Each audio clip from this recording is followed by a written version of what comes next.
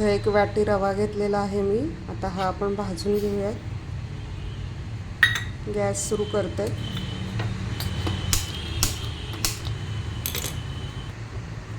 रवा मीडियम मध्यम आचेवर गॅसच्या मध्यम आचेवर भाजून घ्यायचा आहे।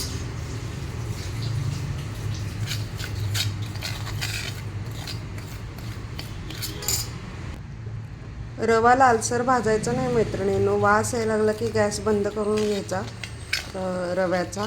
कारण विकत आपण जेव्हा पीठ खातो तेव्हा एकदम पांढरं शुभ्र असतं ते, त्यामुळं मग म्हणजे लालसर नाही भाजायचा। थोडासा असा रव्यातनं वास यायला लागला भाजताना की गॅस बंद करून टाकायचा। आपला आता रवा भाजून होत आलेला आहे। साहित्य सांगते मैत्रिणींनो, इथे एक मध्यम आकाराचा कांदा बारीक चिरून घेतलेला आहे।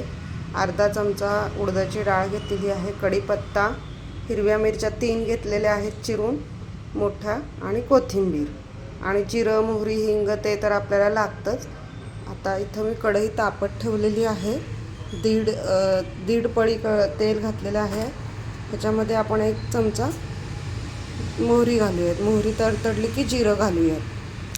आपलं मोहरी तडतडून झालेली आहे। 1 चमचा जिरं घालूयात।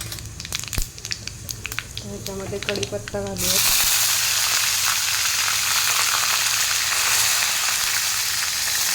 मिरच्या घालूयात।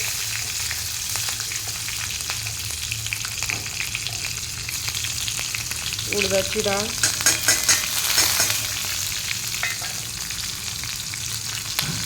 कांदा घालूयात।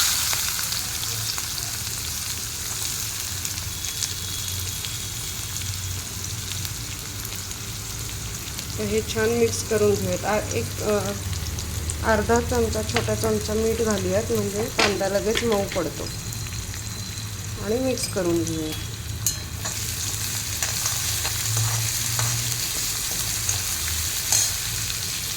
हिंग घालूयात अर्धा चमचा। छान मिक्स करून कांदा मऊ पडेपर्यंत परतून घेऊयात। इथं कांदा आपला छान परतून झालेला आहे। आता ह्याच्यामध्ये रवा घालूयात। थोडीशी कोथिंबीर घालूयात। 1 चमचा व्यवस्थित भरून मीठ घालूयात आणि मिक्स करून घेऊयात। थोडासा परत एकदा परतायचा रवा।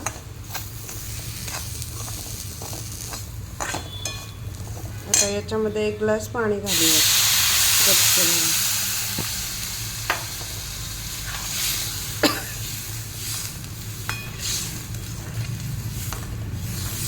झाकण ठेवून शिजवून घेऊयात। तर चेक करून बघूयात। बघा किती छान झालेलं आहे आपलं उपीट। आता मी हे प्लेटमध्ये काढून दाखवते तुम्हाला। हे बघा मैत्रिणींनो, आपलं उपीट रेडी आहे। कशी वाटली तुम्हाला माझी आजची रेसिपी कमेंटमध्ये नक्की सांगा। आणि आवडलं असेल तर माझ्या व्हिडिओला लाईक करा, शेअर करा आणि माझ्या चॅनलला सबस्क्राईब करा।